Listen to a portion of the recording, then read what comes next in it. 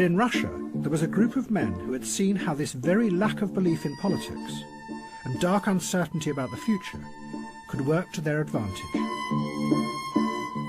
What they had done was turn politics into a strange theatre, where nobody knew what was true or what was fake any longer.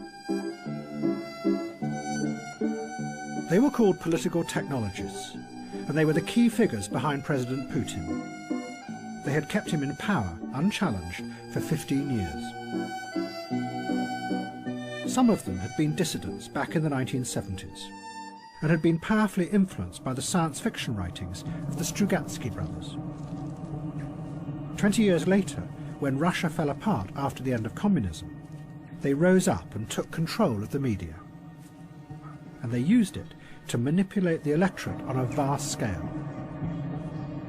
For them, reality was just something that could be manipulated and shaped into anything you wanted it to be.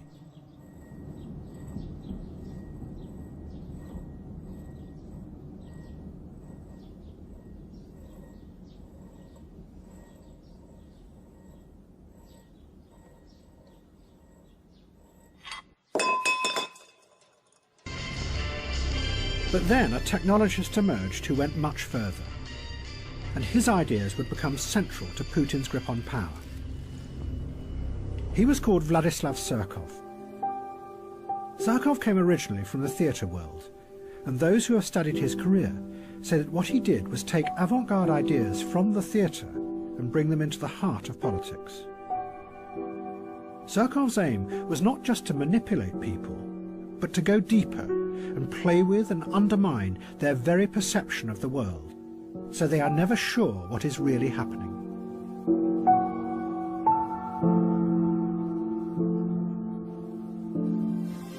Surkov turned Russian politics into a bewildering, constantly changing piece of theatre.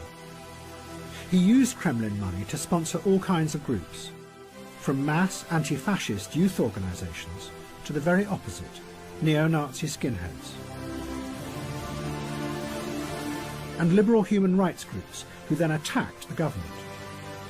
Surkov even backed whole political parties that were opposed to President Putin. But the key thing was that Surkov then let it be known that this was what he was doing, which meant that no one was sure what was real or what was fake in modern Russia. As one journalist put it, it's a strategy of power that keeps any opposition constantly confused. A ceaseless shape-shifting that is unstoppable because it is indefinable. Meanwhile, real power was elsewhere, hidden away behind the stage, exercised without anyone seeing it. And then, the same thing seemed to start happening in the West. By now, it was becoming ever more clear that the system had deep flaws. Every month, there were new revelations of most of the bank's involvement in global corruption, of massive tax avoidance by all the major corporations, of the secret surveillance of everyone's emails by the National Security Agency. Yet no one was prosecuted, except for a few people at the lowest levels. And behind it all, the massive inequality kept on growing. Yet the structure of power remained the same. Nothing ever changed, because nothing could be allowed to destabilize the system. But then, the shape-shifting began. Thank you very much. So nice. So amazing. So amazing. What? That's okay. I love you more, okay? The campaign that Donald Trump ran was unlike anything before in politics. Nothing was fixed. What he said, who he attacked, and how he attacked them was constantly changing and shifting. Trump attacked his Republican rivals as being all part of a broken and corrupt system, a politics where everyone could be bought, using words that could have come from the Occupy movement. You've also donated to several Democratic candidates, Hillary Clinton included, Nancy Pelosi. You explained away those donations, saying you did that to get business-related favors. And you said recently, quote, when you give, they do whatever the hell you want them to do. You better believe it. So what specifically did they do?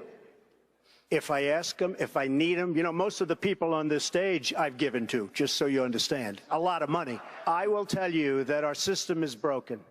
I give to many people. Before 2 months ago, I was a businessman. I give to everybody. When they call, I give. And you know what? When I need something from them, 2 years later, 3 years later, I call them. They are there for me. And that's a broken system. But at the same time, Trump used the language of the extreme racist right in America, connecting with people's darkest fears, pushing them and bringing those fears out into the open. Get the fuck out of here! Our country, motherfucker! Our country! Proud fucking American! Made in USA, bitch! Made in fucking USA! Don't fucking cook my burrito, bitch! Don't fucking make my tortilla, motherfucker! And build that fucking wall for me! Trump! I love Trump! Fuck you! I love my country! Yeah! I'll fuck like at least 10 of you up in one fucking city, you fucking pussy! Come on! Many of the facts that Trump asserted were also completely untrue. But Trump didn't care. He and his audience knew that much of what he said bore little relationship to reality. Thank you very much. This meant that Trump defeated journalism, Beautiful place. because the journalists' central belief was that their job was to expose lies and assert the truth. Greatly appreciated. With Trump, this became irrelevant. Not surprisingly, Vladimir Putin admired this. Что вы думаете о Дональде Трампе? Ну, он яркий очень человек, талантливый, без всяких сомнений. Но это не наше дело определять его достоинство, это дело избирателей в Соединенных Штатах. Но он абсолютный лидер, мы сегодня видим, президентской гонки. Он говорит о том, что хочет перейти к другому уровню отношений, более плотному, глубокому уровню отношений с Россией. Ну, разве мы можем это не приветствовать? Конечно, мы это приветствуем. Все, что касается внутриполитических вещей, его обороты речи, что он использует для повышения своей популярности, повторяю еще раз, это не наше дело оценивать эту его работу.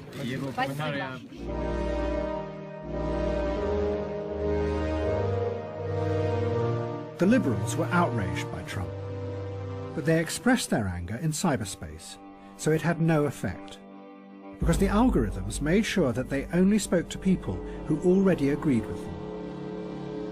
Instead, ironically, their waves of angry messages and tweets benefited the large corporations who ran the social media platforms. One online analyst put it simply: angry people click more. It meant that the radical fury that came like waves across the internet no longer had the power to change the world.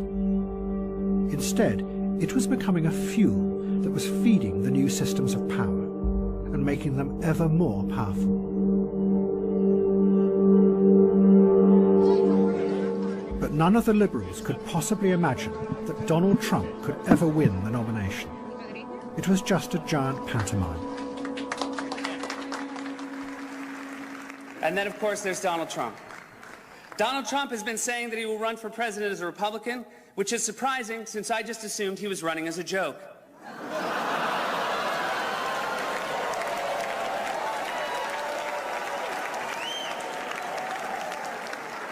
Donald Trump often appears on Fox, which is ironic because a fox often appears on Donald Trump's head.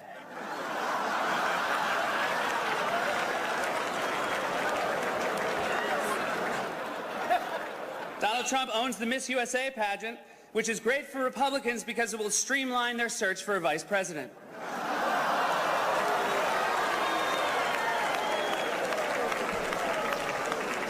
Donald Trump said recently he has a great relationship with the blacks, though unless the blacks are a family of white people, I bet he's mistaken.